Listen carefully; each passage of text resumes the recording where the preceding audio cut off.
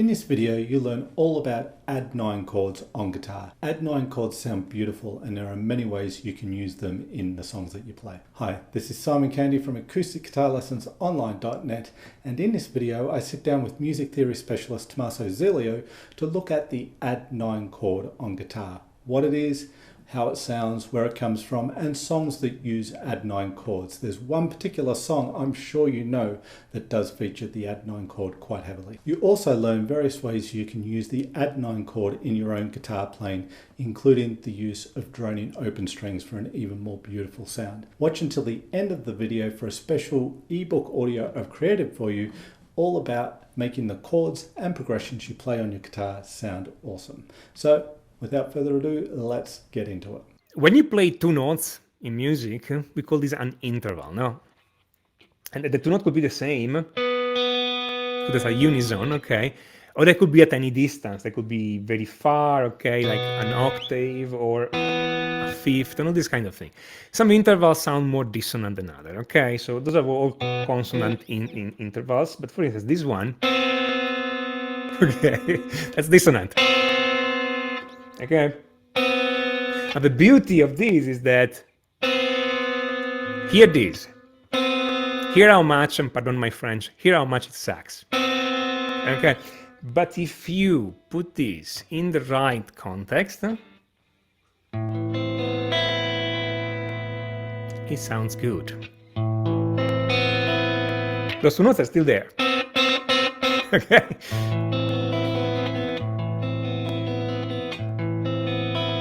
These are some of my favorite chords. These are the add 9 chords. That's a minor add 9. So how do I do that? Well, this chord, I don't play the 6th string. It's open, open A, open 5th string, 2 on string number 4, 5 on string number 3, then first 2 strings are open. Okay? This is an A minor add 9. It's just an A minor chord, in which I add the 9th. The 9th in a minor chord is the note that is 1 fret below the 3rd. Woo, okay, so A minor is A, C, E. The C is the 3rd, and will be this note here. The note just 1 fret below is B.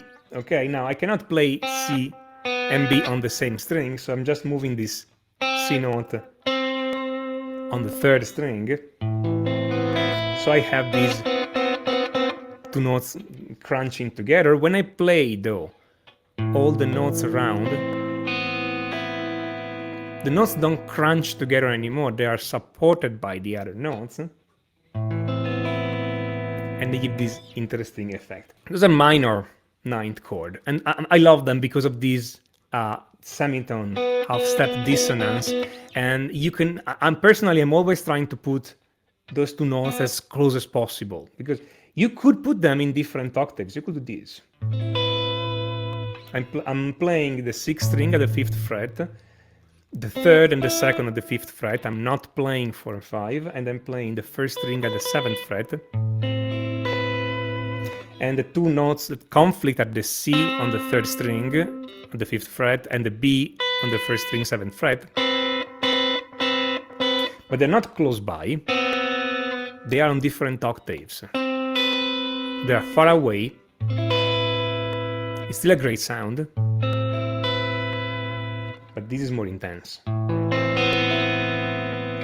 To me, at least. Again, you can do whatever you want. So to get a 9th chord, you can either again go down from the 3rd. In a minor chord, you go down only a half step. In a major chord, you will go down 2 half steps from the 3rd.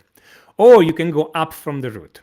You always go up 2 frets from the root. Okay, and typically, since when you play a chord, you have a lot of roots around, you can always find a way. So for instance, it's a C major chord. Okay, the notes in the C major chord are C, E, and G. I don't play the 6th string, the notes are C, E, G, C, E. I'm not touching the lowest C, I'm leaving it there, but I have a higher C here. Great, I'm moving these 2 frets higher. Really, not much more than that.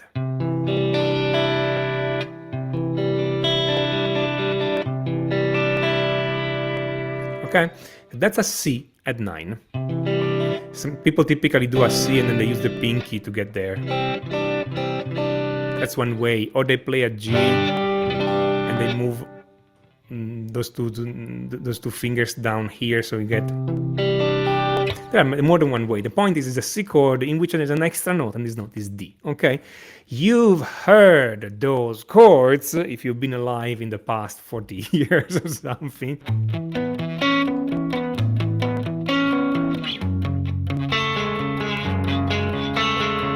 It's every breath you take, essentially. Okay.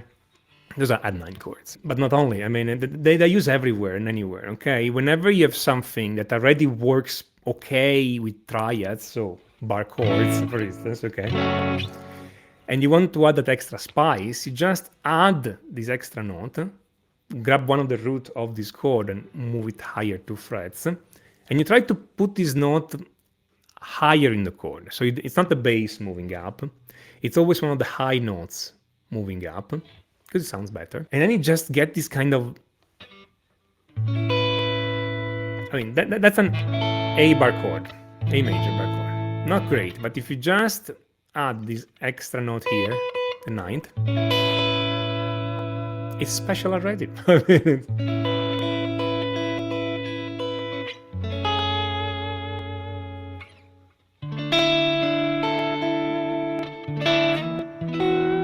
Okay.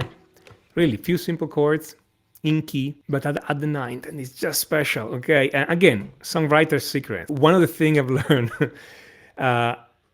everybody's always searching for give me the strangest thing ever, but the simplest thing is the one that actually sells.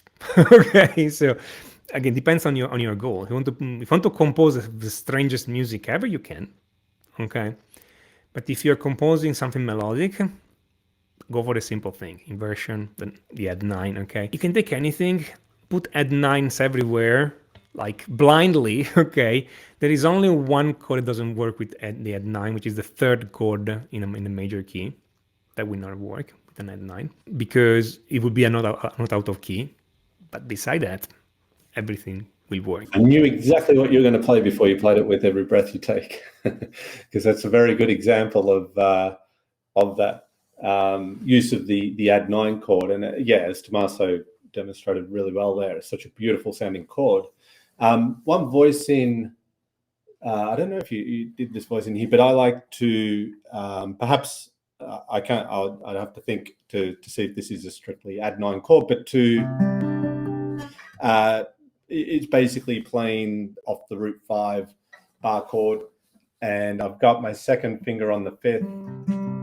The reason for the 2nd, not the 3rd, is so that my pinky can get to that 9th there. And then I've got a duplication of that note there and then the G on top. So I guess that is add 9 there. It can be a little challenging to play with the bar, but it's such a beautiful sounding chord. But what I also sometimes like to do with that is to bring in that drone again. So I could hold that shape down, well, hold those 3 notes down and bring in open strings.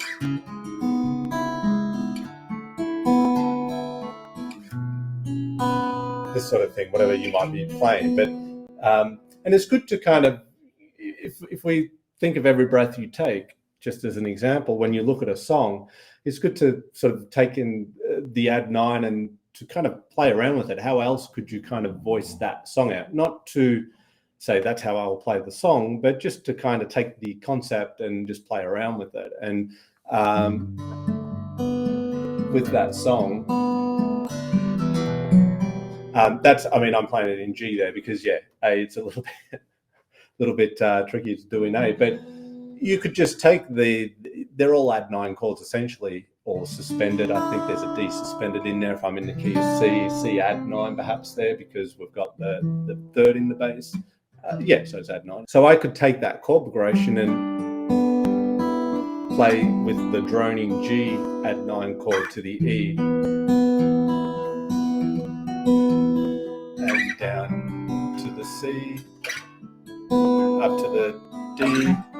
Now, I'm not trying to play the song. If I play that, yeah, it's not what's happening in the song, but I'm just taking the concept. So rather than just learning a song, which you will forget because every song you ever learn pretty much you'll forget. But if you can grab the concepts behind what's happening in the song, you don't forget those typically, because you use them all the time in all different contexts. So it's good to, we're talking about chords here, so it's good to, recognize chords in songs and see what you can do with it. If you like this video, then you will love this ebook audio I've created for you called Awesome Acoustic Rhythm Techniques that will transform the way you play your guitar. In this ebook, I take you through one of the most common chord progressions in music.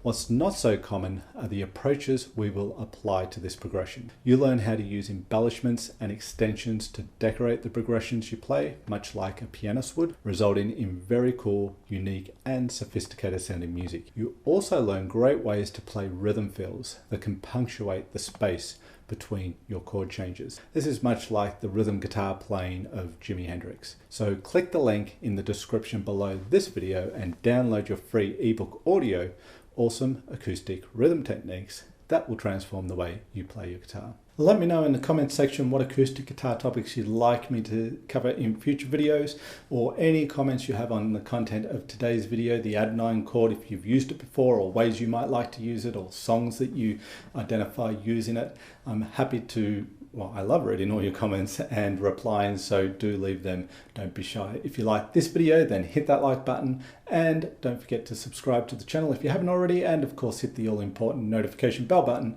so YouTube can tell you when I've released a new video. This is Simon Candy from acousticguitarlessonsonline.net. As always, thank you for watching this video. I really appreciate your time, and I look forward to seeing you in the next video.